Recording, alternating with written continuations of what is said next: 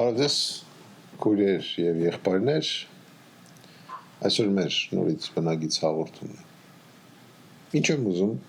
քննարկեմ այս հաղորդման մեջ, կա 3 հարց, հերթով գնանք։ Բանակում ծառայությունը հայտարարեց, որ որոշել ենք սարքենք 1.5 տարի։ Ես հասկացա 2 հոգի, որոնք բանակից գաղափար չունեն, հեռախոսով նստին իրար հետ պայմանավորեն բանակի ծառայությունը սարքեն 1.5 տարի։ Գիտեք, բանակի ծառայությունը կարելի է սարքել եւ 1 տարի, եւ 6 ամիս, կարող լինի 3 տարի, ժամանակում երկրներ է եղել, որ 5 տարի է եղել, թագավորի ժամանակ 25 տարի է եղել։ Բանակի ծառայության ժամկետը որոշվում է համապատասխան ծրագրերի, այս խոսալուց ես հասկանում եմ, որ մերոնք չունեն ոչ մի ծրագիր վերաբերող բանակին եւ Հայաստանի Հանրապետության պաշտպանությանը եւ այդ թվում ազգային անվտանգության հարցերի հետ կապված։ 2 հոգի խոսում են, ասա որոշել էինք հունիսին բացեինք, դա անեինք, հիմա էլ որոշել ենք հունվարից անենք։ Ինչի համար։ Հիշում եք Գյումրիի իրադարձությունները կապված Վարդան Ղուկասյանի ձերբակալման հետ։ Տեսավ, որ իր ռեյտինգ կոչեցյալը Հայաստանում արդեն համարյա այնքան է ցածրացել, որ պատմության մեջ երևի թե քիչ մարդիկ կան, որ իրենց ռեյտինգը հասել է այդ աստիճանի։ Նույնիսկ իրեն կոչված հիներին մասով որ խոսում է, նույնիսկ նրանց ռեյտինգը այսօր էլ այդքան ցածր չի, ինչքան Իրանն է։ Ինչ անում, մի հատ էլի պապուտիստական բան անում, հա դե պարզ է որ ծնողներին, ժողովրդին, որը որ չի զբաղվում երկրի պաշտպանությանը, մանավանդ մարդիկ երեխաներին ուղարկում են բանակ, երևի թե կարող է լավ զգան իրենց, բայց չի կարելի երկրի անվտանգությունը ծառայեցնել սեփական աթոռին։ Այս որոշումը եթե լինի, միայն ու միայն ուղղված է, որ իրենք քպե կոչեցյալը, այդ քթառը ես միշտ ասել եմ, պահեն իրենց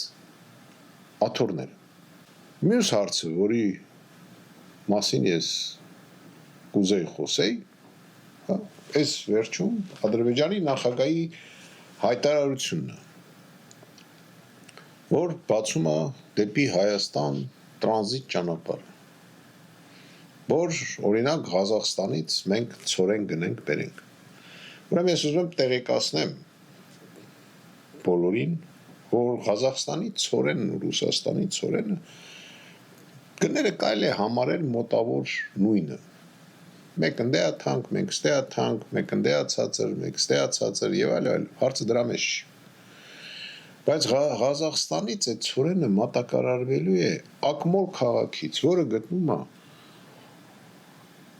Օմսկի մոտ։ Դուք պատկերացնում եք 4.500 կիլոմետր ճանապարհ պետք է անցնի այդ ցորենը։ Բացի դրանից, երկու երկրում մենք պետք է մուծենք տրանզիտ, ասենք Ադրբեջան եւ Վրաստան։ Ինձ թվում է մենք այդ ցորենը միջև հասնի Երևան կարող ոսկի դառնա։ Որ խանութներում հացը կթանկանա, դա անխուսափելի է։ Էլի պոպուլիստական, այսպես մի հատ բան, էլի տեսնելով, որ ներքին իրավիճակը բավականին սրված է։ Եվ չեն իմանում դաշտենչով լցնեն։ Իսկ նույն ապրանքը, նույնիսկ եթե թանկ գնվի Ռուսաստանում, ընդամենը անցնելու է 800 կիլոմետր մաքսիմում եւ անցնելու է մի երկիր, որին կարող ենք պետք է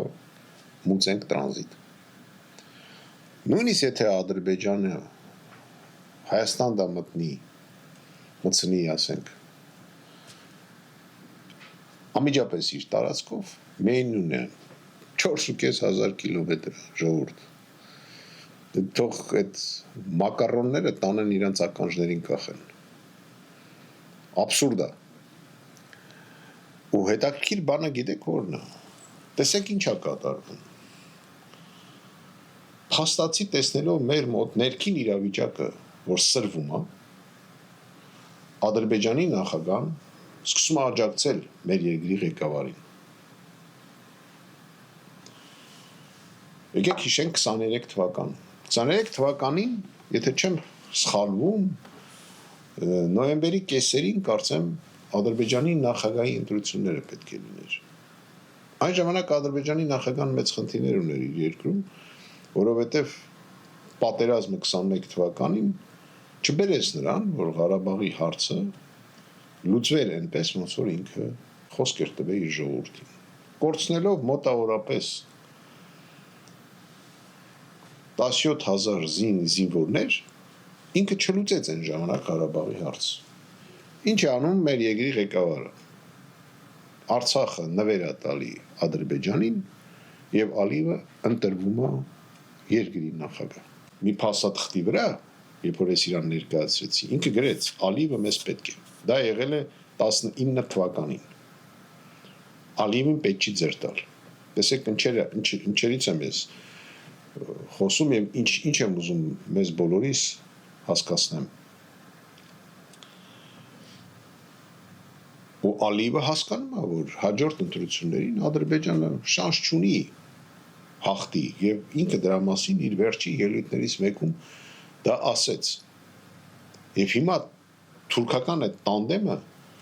ամեն ինչ ուզում է անի եւ հաշվի առնելով որ Նիկոլ Փաշինյանը 23 թվականին իրան այսպես կոչված պատժեշկա է արել, հիմա նույն բանը փորձում է անի Ալիևը Նիկոլ Փաշինյանի համար։ Ես ուզում եմ որ մենք բոլորս հասկանանք ինչ շատ դարձրել մեր երկիրը այդ մարդը։ Իրենք կոպիտ մարքսիստական կուսակցություն են։ Տեսեք, ես մի քանի անգամ ասել եմ, մուրճը եղել է կոմունիստների սիմվոլի մեջ, ինքը չագուչը դրոշով մանագալի հիմա մեր մոտ։ Ինքը ասում է կրթվել, մենք բոլորս ով որ սովորել է սովետական ժամանակ, պետք է որ հիշի, որ դասարաններում կպցրած էր Լենինը ասել է սովորել, ձեզ ոչինչ չի հիշեցնում դա։ Նայել եկավ այն ֆոնի վրա, որ հարուստները գողեր են, հարուստները այսպիսին են, մենք ենք գալիս ենք ժողովրդի համար, բայց վերջում ինչ եղավ, վերջում տեսանք 37 թիվ, որը մեր մոտ է հիմա, ուղղակի հիմա հələ որ չեն գնդագահարում, ուղղակի փողոցում սպանում են, նույն սպանությունները լինում էին 37 թվականին, նույն ձևի սովետական միության փողոցներում։ Մենք պատկերը ստանում ենք։ Ի վերջո ժողովրդին ոչինչ չտվեցին։ Բացարձակ ոչինչ։ Չնայած գալուց հայտարարեցին, որ դեմոկրատիա լինելու, ժողովուրդն է որոշելու, եւ նրանք եւ սրանք։ Եվ բոլշևիկները, եւ սրանք, մեր մարքսիստները։ Սրանք բոլշևիկ չեն, սրանք մարքսիստ են, ծայրահեղականներ են, ավելի վտանգավոր են։ Նույն բաները հայտարարեցին, նույն հողի վրա եկան իշխանության եւ նույն բանը անում են այսօր։ Ձերբակալում են բոլորին։ Ինչ երկիր ենք սարքել։ Ամեն օր բացում եմ մեր մամուլը, ամեն օր մեկին ձերբակալել են մի նախադասության համար, կամ փողոցում սպանել են, կամ քրեական գործ է հարուցված քաղաքական գործիչների վրա, կամ փողոցում կրակոցները։ Ինչ ենք անում, ինչ երկիր ենք էլի սարքել։ Ինչ երկիր ենք սարքել, որ հայը դիասպորայից, հայկական սփյուռքից գալիս է Հայաստան, իրան ներս չեն թողում, ասում են դու մեր դուրի չես գալի։ Ում համար է սարքում այդ պետությունը։ Կամ այսօր այնտեղ մի հատ դավաճան տերտեր կա, որի այդ բանը հանել են վրից, հիմա որոշել է պատարակ տա։ Եկեղեցին էլ արդեն կիսում, մասնատում։ Ոնց որ հանձնեց մեր հողերը։ Եվ Ժորժյան վերջի հարց, մենք հենց դրա համար մտել ենք Էջմիածնի ընտրությունների մեջ։ Մեր ներկայացուցիչը Արտյոմ Սիմոնյանն է, որը որպես շարքային զորակոչվել է հայկական բանակ, ծառայել է եղնիկներում, Ղարաբաղում, ով որ չի իմանում, եղնիկները միշտ համարվել են ամենադաժան ծառայության վայրը Ղարաբաղում։ Դա Ղարաբաղի հյուսիսում է։ Ամենահյուսիսային կետերից մեկն է։ որտեղ հակառակորդը 50 մետրի վրա է նստած եղել, եւ մենք այնտեղ ունեցել ենք բազմաթիվ զոհեր։ Ինքը շարքայինից եկե դարել է սպա, փոխգնդապետով կոչումով վերադարձել է արդեն Հայաստան, 14 տարի հետո, 14 տարի, 15 տարի, կներեք, ծառայել է Արցախում, եւ արդեն Հայաստանում ստանալով գնդապետ կոչում զորացրվել է։ Մեր ցուցակում ընդգրկված են մարդիկ, որոնք կամ ծառայել են հայկական բանակում, կամ պայեստազորի սպաներ են, կամ 44 օրյա պատերազմի մասնակիցներ են։ Իրենք ոչ մեկ չեն կարող մեղադրվել ինչ-որ կոռուպցիոն սխեմանների մեջ, որտեղ երբևիցե չեն եղել նման պաշտոնների, միայն ծառայել են հայրենիքին։ Հասարակ մարդիկ են կնկել, բայց գիտուն, գրագետ, կառավարման ունակ։ Մենք ոչ մեկի հետ կապ չունենք, մենք գնում ենք ընտրությունների։ Ես բոլորիդ կոչ եմ անում, էջմիածինցիներ, ձեզանից պետք է վերջնական սկսվի այս քեպե կոչեցյալի, դուք ինքն եք ասեք, այդ քեի շարունակությունը, վախճան։ Իրանք պետք է այդտեղ դառնան քաղաքական դիակներ։ Մենք գալիս ենք եւ գալու ենք, մենք հաղթելու ենք, ձեր շնորհիվ, դրա համար ձեզ խնդրում եմ, որպես զինվորական, որպես մարդ, որը որ 30 տարուց ավել ծառայել է հայրենիքին, այլ ոչ թե անձերին, ես ես խնդրում եմ եւ առաջարկում եմ։ Ձայնը տվեք Արտյոմ Սիմոնյանին եւ համահայկական ճակատ կուսակցությանը, ու դուք կզգաք փոփոխությունները։ Մենք ունենք մեծ ծրագրեր, մյուս հաղորդումների ժամանակ ես ձեզ դա կներկայացնեմ։ Մենք պայքարելու ենք, քանի որ ազգեր,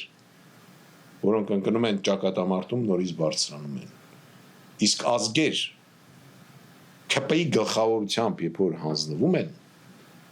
վերանում են։